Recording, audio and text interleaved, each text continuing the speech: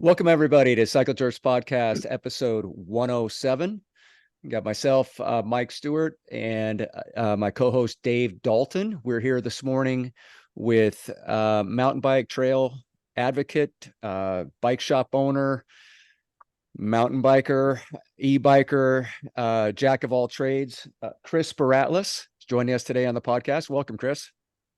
Thank you, Mike. Good morning, everybody. Hold on, I have to call timeout. Mountain bikes. I thought we were here to talk about road bikes because that's what Chris loves so much. Yes, Chris, I will try that one day. Yeah. Can you tell me your impressions of the Tour de France that just ended, Chris? Well, my wife was just in France last month. That's what you mean, her tour. All right, good answer. Well, okay, so Chris has been working with the city of Pleasanton for like 22 years, trying to get more access, a trail built, more access. Talk to me about how the whole thing started and where we're at today, because it's pretty exciting right now. Yeah, first of all, let me just say, Chris, I mean, 22 years, like 22 minutes, if something doesn't get accomplished, I lose interest. So congratulations, 22 years. Having worked with you for 2.5 years or something, I saw how much effort went into it just in that 2.5 years, the meetings, getting people to come out to the mountain. So thank you so much for what all you do for P Ridge and the mountain bike community.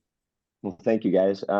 Yeah, what it is basically, I just love riding. And back in the day, much younger times, about 22 years ago, I was on the mountain bike patrol for the city of Pleasanton. They had a volunteer group, and there was about 10 of us, and they announced positions in the newspaper. So we all said, let's join the patrol, and we can go up and check out our park. It's a 250-acre park that the city of Pleasanton owns, sandwiched between a large park that's owned by the East Bay Regional Park District.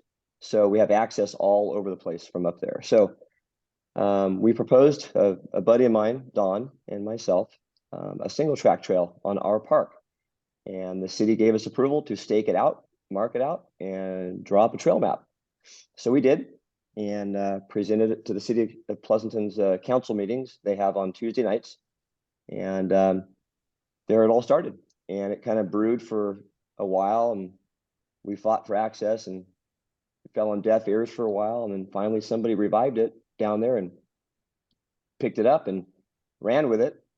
And took a long time, a lot of meetings, a lot of myself putting up signs, asking people to show up to the meetings to benefit all hikers and bikers. And we spread the love on the trails and the system so everybody doesn't come down fire roads, and the single track trails are enjoyed by mountain bikers. So that's how we went about it. And the last probably 4 or 5 years, it's been really pushing hard.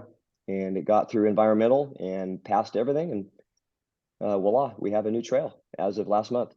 So, So what 22 years? What's the resistance? What's the pushback, or what has been the pushback, and why would anyone oppose this? So what happened was when we first proposed it, it was moving forward. And then it just kind of fell into the cracks. So we kept asking questions and doing things. So we kind of ceased pushing for it for quite a few years, because the city of Pleasanton, if they don't listen to you, they're kind of an interesting city. They like things a certain way. There was really no resistance. It was the city level that just gave up on it because we didn't have public input yet. So it wasn't like a big public fight. So basically it came across Matt Gruber, who became the new parks superintendent for the city of Pleasanton, saw this idea we had and ran with it and called me up. And between myself and Matt and Jerry Penton, who was running for mayor about 3 years ago, joined the fight with me. And together we gathered city approval for $160,000 for a budget. And that's how the process started. So we really didn't have resistance. It was kind of interesting. It wasn't like the resistance we're all experiencing from other parks like East Bay Regional Park District. And horseback riders or certain hikers, it was almost no resistance. And it really went smoothly. It just took a long, long time. It just that's how it came about. And then the tab was a lot higher than 160,000, but it got done. And the city is already talking about pursuing another mountain bike trail in Lund Ranch, which is the other side of Pleasanton. So, and possible pump track up in Augustine Bernal Park, which is the name of this park that we have our current mountain bike trail that has no name yet, by the way. Yeah, I was looking it up online and I was just laughing. It's the Augustine Bernal Mountain Bike Trail. It's like, wow, that sounds like something a city council would That's come up sexy. with. Let me go lube my chain. I want to go ride that one. Yeah. Well, Oh, how one of the funny. things that you did that was really high profile and probably really helped kind of move the needle was that big ride out at the Ridge. Can you talk about the idea for that? And you had the news, you had the media was out there, local news media covered the event, and you had a huge turnout. And there was some concern going into that it could just be a big problem with the police or whatever. Why don't you elaborate on that a little bit? So basically, about a year and a half ago, a good friend of mine who works for me now, Ron Baltazar, and myself have been pursuing access for many, many years, over 15 years, Ron and I.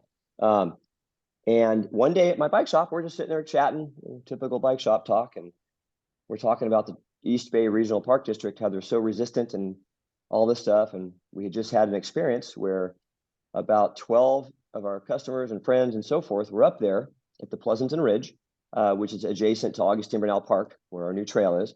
And they all got a ticket at the bottom of a trail that's been used for about 5 or 6 years. It's a single track trail called the Trap. And all these adult men and women in their 50s, 60s, down 30 years old or whatever, all got tickets for $450 each for riding the single track trail. So that stirred our talk interest and the talk at the shop. So that's why Ron brought up about this, this event. And Ron suggested, why don't we just have a protest ride and go up there and say, heck with them. Let's go ride one of those trails and get a few hundred people up there. And I kind of took that and I go, wow, that's such a good idea. Yeah. And Ron thought I was kind of joking. And I ended up calling Channel 5, Channel 2, and gathered a bunch of people, put it on social media. And I actually was planning on being arrested because you cannot have gatherings in these parks without a permit over, I think, 30 or 40 people. And I knew we'd have, hopefully 100 or more. Yeah. And I actually thought if I got arrested or cited on the site, that would be a big, black mark against the park district. And it would probably, arouse the interest of more mountain bikers to come forward and fight for access. So I went ahead and did it and set it all up. And Channel 5 and Channel 4 sent their primetime newscasters out there and interviewed us on the trails. And we did the protest ride, and we call it a protest ride. We had 105 to 110 riders, kids, everybody, and not a single officer in sight. And they knew it. I actually tagged them in a post. So I let the park district know we're going to be there. And we had no police escort, nothing. We rode all the trails legally, all fire roads. And after it got on the news, it ran on Channel 4 primetime over and over again, Channel 5 primetime. And then it hit Google News, and then it went everywhere. And then all of a sudden, about 4 weeks later, East Bay Regional had an emergency meeting, and they decided to talk about opening up a pilot project in Briones Park to let mountain bikers have trails. So they say they were working on it. Well, they weren't. They were just, that's their cover. They didn't like being thrown in the public eye as being a very discriminatory organization against a very large user group. We're all equal, hikers, horseback riders, mountain bikers, you name it. So that embarrassed them, and they have now a pilot project open, and mountain bike trails are illegal that used to be illegal in Briones, and it's going to start to spread to Pleasanton Ridge and Del Val. Rumor has it from inside. And we received some phone calls from people that work inside the East Bay Regional Park District saying, thank you so much for doing this. You've aroused the interest down here. You've stirred people up. So that was our goal, to get people moving. So this whole thing is part of the Augustine Bernal Trail in a small way, because it's different. It's the city of Pleasanton owned versus the East Bay Regional Park District, but it's all related. Okay, so that you just clarified something, and excuse, well, it's probably an indication of how much of a roadie I am versus how much of a mountain biker I am. But to me, the lines are blurred between Augustine Bernal and P Ridge. So one is owned by East. P Ridge is essentially East Bay, and so Augustine Bernal is Pleasanton, and that's really how you got that through. Correct. Yep, that's it. Okay, so still, then that means there's still work to be done with East Bay regional parks, right? I mean, it's clear. Yeah, absolutely. Yeah, absolutely. Lots of work to be done. But we've got a board member who retired after 20 some odd years, and she was anti-mountain biker. And now we have a pro mountain biker on their board. So Olivia, I mean, her name is Olivia. She's awesome. And she's on our side. So now we have a voice on the board for the East Bay Regional Park District. So we have good progress hopefully happening soon. Wow. Well, that's really encouraging.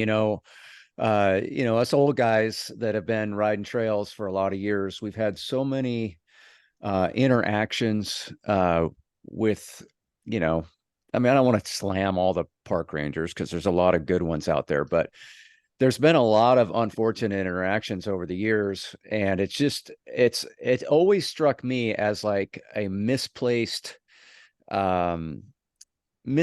use of resources, picking on the mountain part of the community that's a growing part of the community. I mean, you see when you're out there now, certainly the hiking community is very strong, but the equestrian community is not like it was. At least when I first started mountain biking, I would run into horses almost on, I mean, not every ride, but a lot of times I'd run into horses.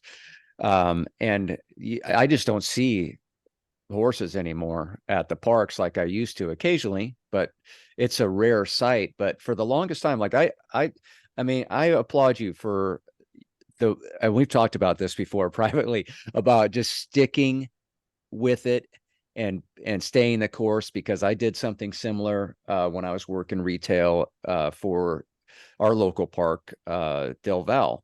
And I just got so fed up with the bureaucracy of the whole thing, or that's what I perceived it as. But there were a lot of opposition to, unlike your project where you said everybody was kind of on board with it.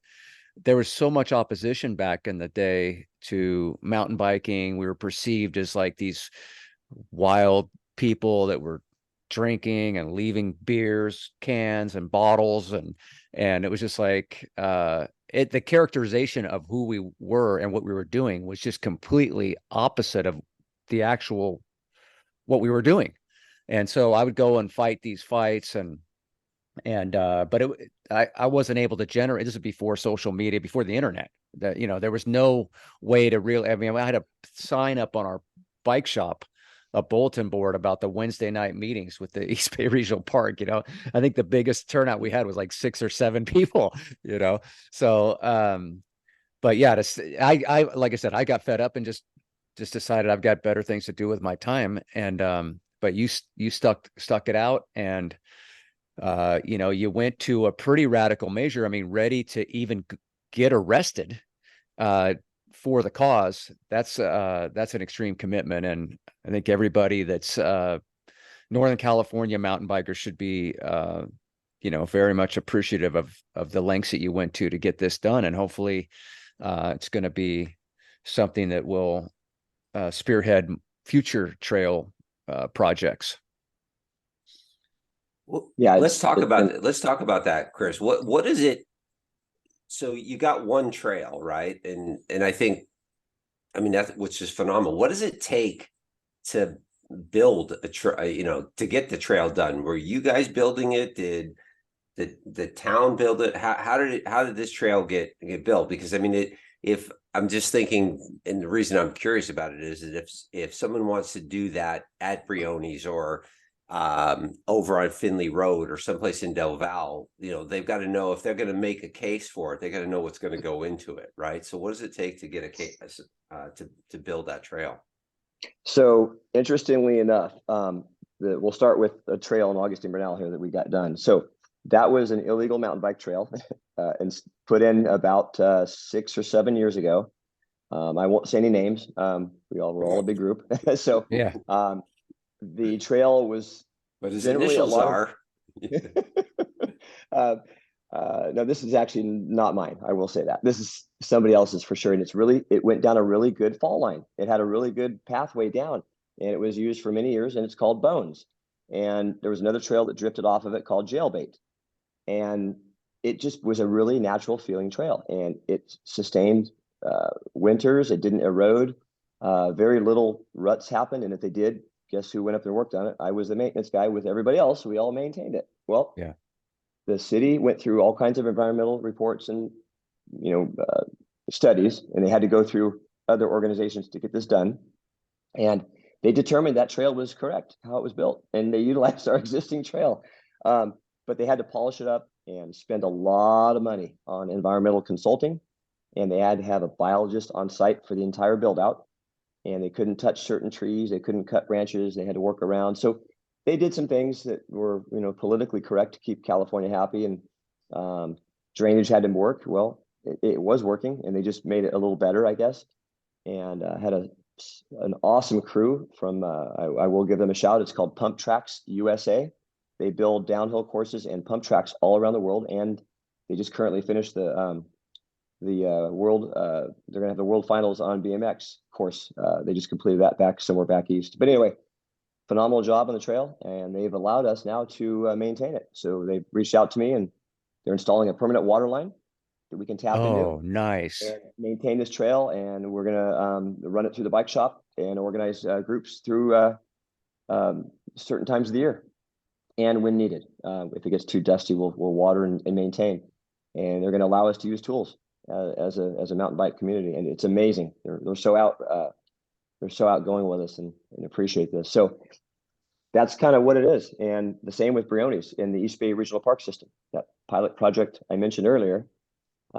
They've adopted a bunch of illegal trails that have been there for many, many years, and most of us know the names of them. And they're called Hank and Frank trails. Yeah. So it's amazing. So it saves them money utilizing what's there. If there's any studies to be done for any endangered species, I'm pretty sure most of them have ran off by now. So Yeah. it's pretty much a no-brainer. Utilize what's there is how we feel. It's better for the environment. You don't cut new trails in. You don't cut fire roads in with massive, 20-ton bulldozers. Make little single tracks. So it's common sense, and I think they're grasping it. They're all getting it finally. Well, and I think with with COVID, we had such a increase in trail use, and it really brought to light some of the potential problems, when you have new trail users sharing the trail with experienced trail users. And when you create a dedicated space for mountain biking, you're now taking a large percentage of the people that would be on these shared use trails, that would be interacting with hikers. Now, there's still going to be some interaction there, but for a lot of, like, I was talking to somebody the other day, and they said that they just go there and they ride the mountain bike trail. They do laps. And so Right. that's probably a pretty consistent pattern with a lot of the users. And so it's going to free up the other trails, make the trails, the non-bike trails, that much safer, because you just have less traffic on them in general. And so the more dedicated mountain bike trails that we can get into these parks, it's just going to improve the safety for everybody. That brings me to another point. I agree 100%, right? That's what was always the argument, the banter that would go around my buddies when we were in there, like, just get us off the fire road so there's no conflict. Having said that, though, Chris, it's not, these new trails are not at the expense of those other ones. So case in point, my lovely wife loves to mountain bike, but she's not going to do single track. She's all fire road, right? So by opening these trails, it doesn't mean that the riders can't go on the other trails, correct? Absolutely. They're still allowed everywhere else. It just, like you said, it eases up the traffic on the fire roads, which is, some mountain bikers don't understand etiquette, right? And it can happen any user group. Yeah. And go past a hiker too fast. So it does eliminate a lot of that conflict. Okay. So yeah, and this trail is not really this new trail is not a full single track. It's about 3 to 4 feet wide, so anybody can go down it. It's designed for everybody. But yeah, that's the general consensus. It's going to make it safer, like Mike said, for everybody. We have trails. Trails were all built for pretty much hiking and horseback back in the day, and nothing was ever considered for mountain biking. They were kind of let in after the fact. So it's nice to finally be recognized as a solid user group. As a tax-paying citizen, we all put the same money in it. So we have the horse trails, we have the hiking trails, we have fire roads for everybody, multi-use, and now we're getting mountain bike trails, which is amazing. So and with that, in our park in Augustine Bernal Park, City of Pleasanton, e-bikes are completely allowed. There's no discrimination against e-bikes, and these are non-throttle bikes. These are only pedal assist e-bikes. So that's the other part of the equation here. We're getting more access for e-bikes that have no throttle. So it's amazing. Yeah, that's great. I think that's going to be a trend that we're going to see throughout the state anyway. I don't know about the country, but I just see that opening up. There are some places where they try to restrict e-bikes, but the parks, again, it gets back to this, it's not a great use of their resources. They're limited in their resources, and to go around trying to cite people on it's just focus on stuff that really matters. I mean, who cares? You've got this little assist on your bike or you don't. I mean, come on, just Chris, yeah, let's dive into that a little bit. So here you are, you're making your case, and they agree that they should allow another trail. Okay, we're going to do this. Was phase 2 of that argument, did you have to lobby for e-bikes, or is it generally accepted that they're okay? And did you have to make that argument and distinction? Because I know that there was some jackass that was up there on a Saron, which was full throttle, which clearly raised the anger of a lot of people, and put the e-bikers in a bad position, right? Yeah, that did happen a few times, and the police were on it. The East Bay Regional Police, they caught the guy. They caught him pushing the bike out, and they must have realized the guy probably saw them and jumped off his bike. But bottom line is, that particular gentleman on that Saron confronted over 2 of our customers, friends, I should say, on 2 different trails coming up the trails. And so the guy is obviously, there's some issues. It's not just a guy. It happens all over the place. But yeah, no throttle assisted e-bikes anywhere in the parks are allowed. They're considered a motorcycle, and they have designated areas for those guys. Motorcycle parks and things like that, like Carnegie and our local motor park. Yeah, Club Moto. Yeah, that's Club Moto, exactly. But that's all calmed down. There's no, and now we have everybody's self-policing, and people are telling people if they see people on a Saron or a throttle bike, you just can't have them up here. You give us all a bad name. It does. It really it makes everybody look bad, and it makes all e-bikers look bad to the person who doesn't know about e-bikes. If it's a hiker and they see that, they're going to assume all e-bikers are bad, and that's not what we want. We need to keep it clear that our back tires don't spin, and we don't move earth with our back tires, unlike dirt bikes. And then people have the argument too that e-bikes are heavier and they do more laps and they do more damage on the trails, and you got to go back at them and say, well, what if the person's weight is a lot less but their bike is heavier? It could equal out to be less weight on the trail. For sure. And also, the guy who's going for Strava KOMs, or the athlete doing triathlon training, he's going to do a lot more laps than an e-biker is going to do. So you can't really, there's really no argument that says e-bikes are that bad if it's pedal assist e-bikes. So yeah, we don't see anything negative with it. So just more people on trails, and like Mike said, COVID brought everybody out to do a different sport, and they gravitated towards mountain biking. It was one of the fastest sports during COVID, and thankfully it helped save the bike industry in a certain sense. So yeah, we're just carrying on with it and maintaining those bikes. All right. Well, this is a perfect transition to e-bikes, right? We move into this next chapter here. Chris, you were an early adopter of e-bikes, and I was kind of it was interesting because at the time, the hardcore or serious riders were kind of I wouldn't say, well, I will say they were against e-bikes. initially, a lot of them. And then over time, I did a demo one time in South Lake Tahoe, and I had two guys. At the time, we had to convince someone to ride the e-bike because we had just launched this new bike, and everybody's excited, acoustic bike. Everybody's excited about that bike, but they were all out. And so people were waiting for those bikes to come back. And I was like selling them on the idea of riding an e-bike while they waited. And so, I got some people riding these e-bikes because it was just so new and everybody was like, I'm not an e-bike person, whatever. And but this guy comes back, he's got this big smile, and these two guys almost started fighting. We're in South Lake Tahoe, and they were just like, it just ramped up. It was so strange, the dynamic. And so that dynamic was out there in the early days of e-bike, but not with you. You were like right on it, and you used it as a supplement to your training. It's more time on the bike, not as taxing on the muscles, although it could be if you want it to be, and you got on there and was riding super aggressive, but you don't have to. That's the whole angle. At least when we were talking about it early on, you were using it to supplement. Can you talk about that and your experience, why you were so eager to adopt it when others were pushing back, and then where it's developed from there? I just want to interrupt before you go there, Chris, because it's easy for Mike and I, since we're the three of us are all friends and have been working together and friendly for a long time. But if in the interest of our audience, let's just explain that Chris was former pro mountain downhiller, right, Chris? Just expert, which is semi-pro, but not really good. Just expert, I'd say. Yeah. Not really good. Not really good. Yeah, just kind of good.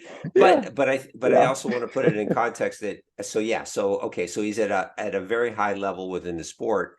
But I want to also debunk the myth here. Like, Chris is phenomenally fit, right? He's in great shape. Yeah. So it's not as if and this is going to come out wrong, he didn't need an e-bike, right? Chris has got he's got the engine, he's got the cardio, he's got all that. So I just want to make sure that the audience knows we're talking about a guy that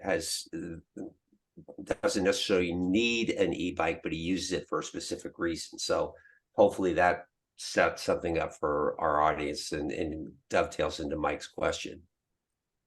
Right. No, thank you. Yes, I do. I love climbing. Honestly, I've always loved climbing. I'm a thin build, but I've always been athletic, so I just like to just climb. And getting an e-bike is opposite of what you'd think. What I thought I would do, and it all happened one day about 6 years ago. I was on the Pleasanton Ridge, and a buddy of mine purchased a giant e-bike from somebody else, not my shop, somebody else, and I couldn't believe it. And he insisted I ride it, so I got on it, and I fell in love in like 10 seconds. I couldn't believe it, how it felt. I'm like, oh my God. So I then started selling them. I brought them in, and my employees thought I was crazy. They actually didn't like it. And a couple of my employees were way against it, and I had to convince them that we're going to sell them. And turns out it took off from there, and I'm in love. And honestly, my fitness is at all-time high. And I will say that truthfully, because e-bikes do increase your cardiovascular fitness. If you use it for training, you can use it properly. You can become more cardiovascularly fit, and you shed calories much more on an e-bike because you're spinning all the time.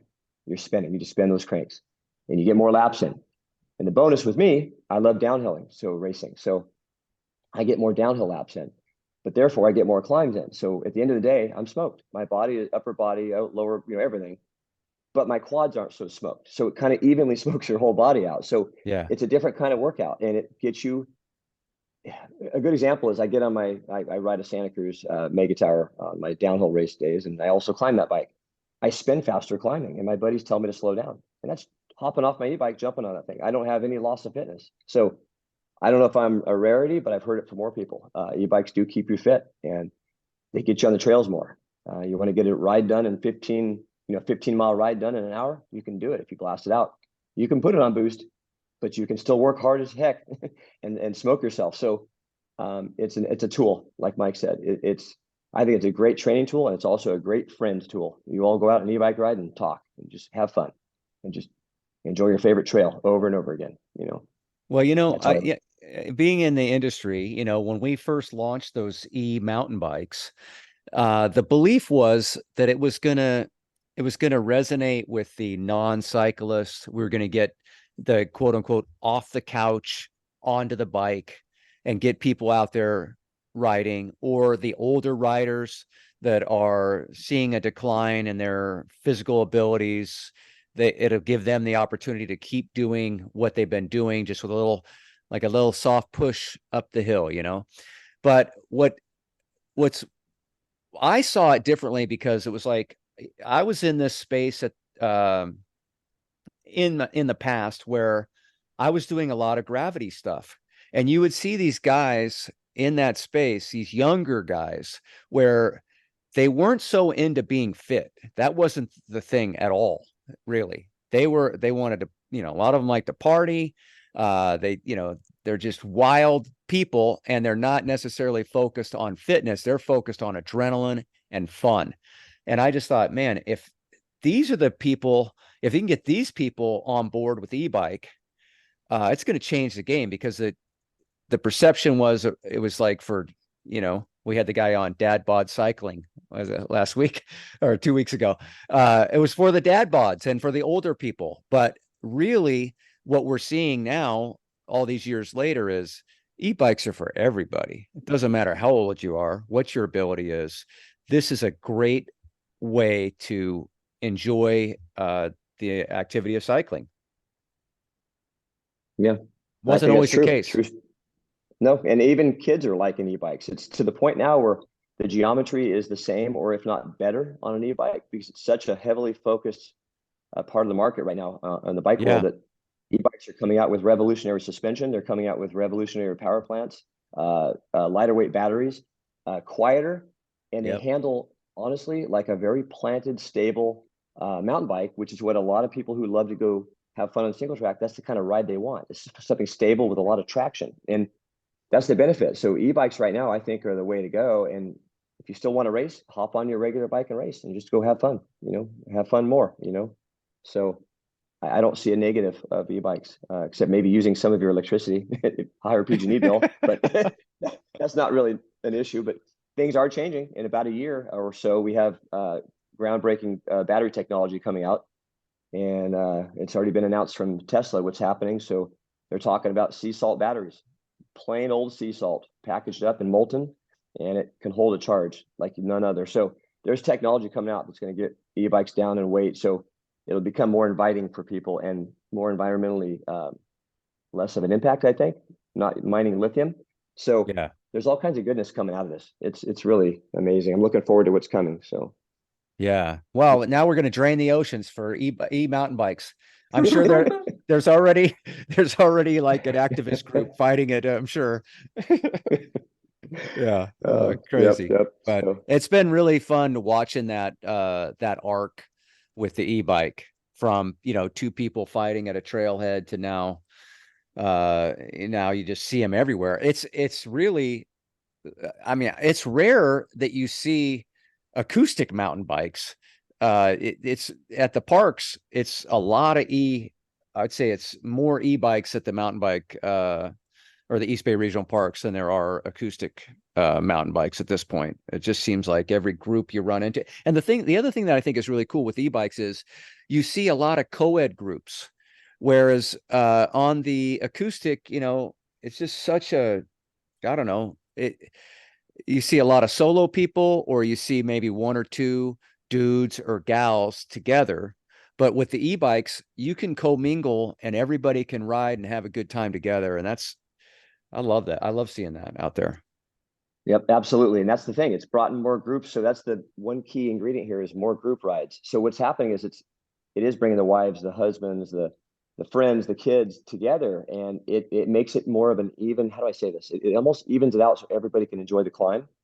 They can choose their power level. Everybody can work differently. Yep. A good friend of mine, I'll say his name, Brian Culp, had a saying, and Yep. he loves e-bikes. He's very good friends with Mark Weir, and they ride e-bikes all the time now. Yep.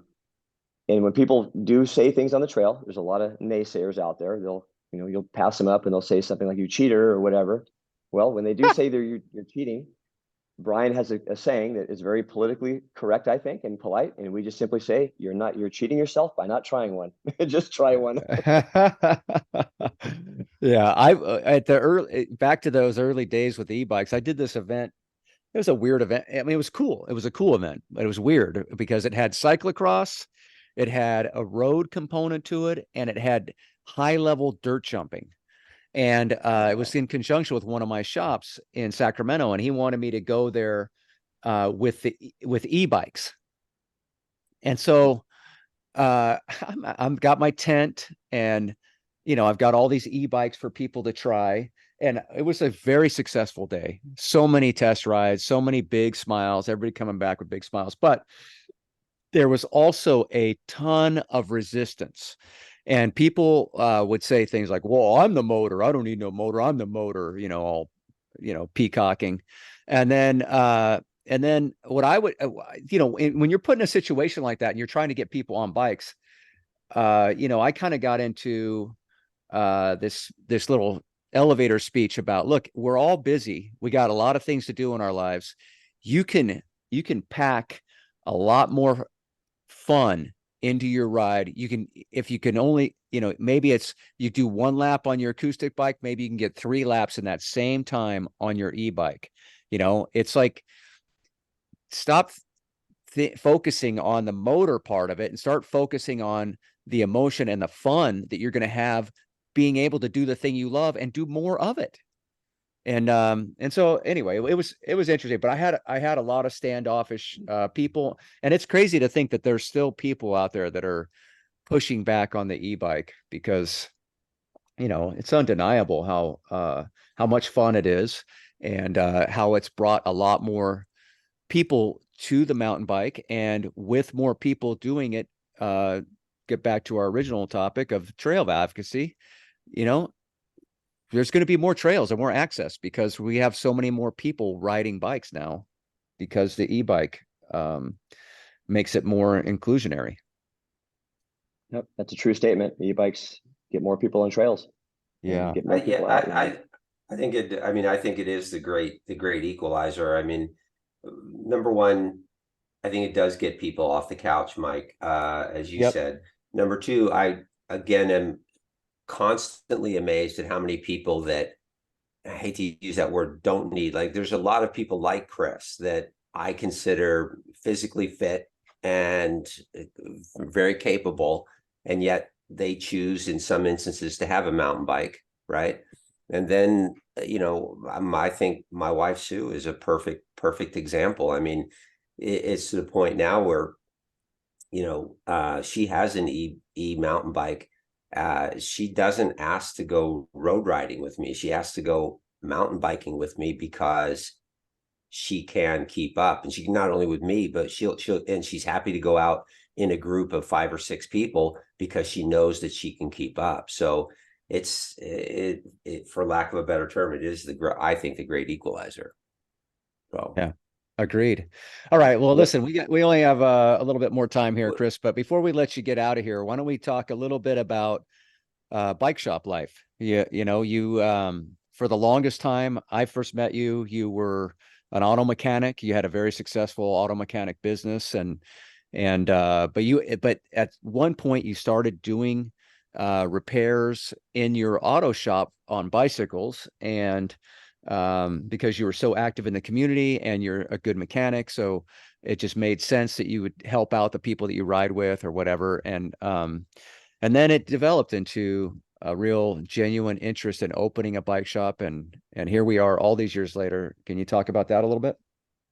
Yeah, it was, I loved working on things, tractors, but mainly automotive, my main gig. And then, I would do whatever. Tractors. Boats. Customers bring the boats in. I did tractors. I did boats. Living on a ranch, I learned to work on tractors a lot younger than you'd think.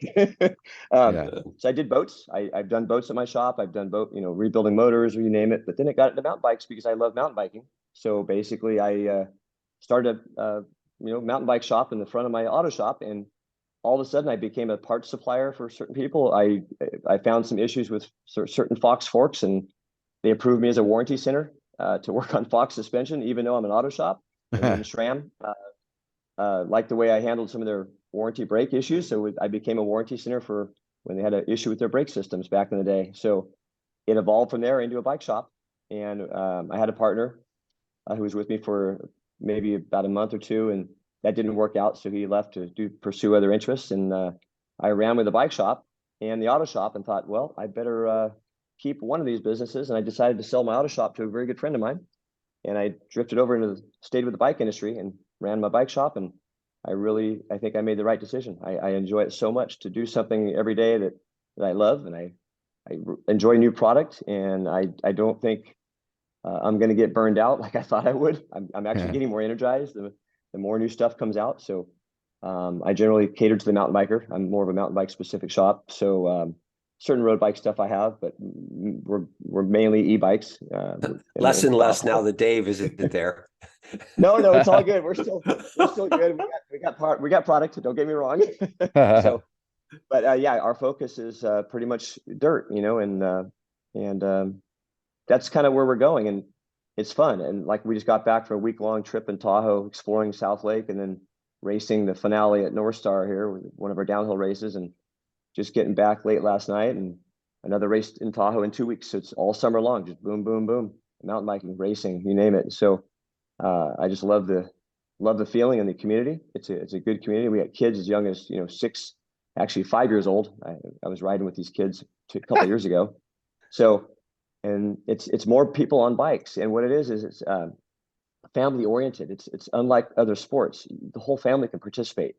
Even if it's a team, they can practice with their kids. They can do whatever. So it's nothing but good. The only negative is when you crash. That's what I say. But wear protection. That's all I can say. But Right. It's so positive of a sport. It's like road. I'm not going to say it's better than road biking. It's the same. It's community. It gets people out there. It's energizing. So yeah, I can't say anything bad about it. It takes up a lot of time, but I love it. So Well, I want to it's one of the continue for a things while. I feel like it's the most important key ingredient to a successful bike shop is having a passionate owner. And there's a real trend in the industry right now where people are selling their stores to these corporations, and while the corporation has a very passionate owner, uh, it doesn't translate to retail when you have these stores all across the country. And we've seen it time and time again where a very successful retailer will sell to one of these brands, and then the shop just spirals, and they do like a third of the volume that they were doing before, and all the community outreach, all the community involvement just ends when the corporation takes over. And it's really it's an unfortunate trend, but that's what makes the IBD independent bicycle dealer that much more important to these communities. And ultimately, I do believe that the IBDs are going to win this battle. I don't know how long it's going to be, but I can't imagine that these corporations are going to, fight the fight that's needed to be successful at retail. And certainly the cycling community in these markets really suffers if they do not have a quality, passionate owner of an IBD nearby. And we just saw this in Livermore.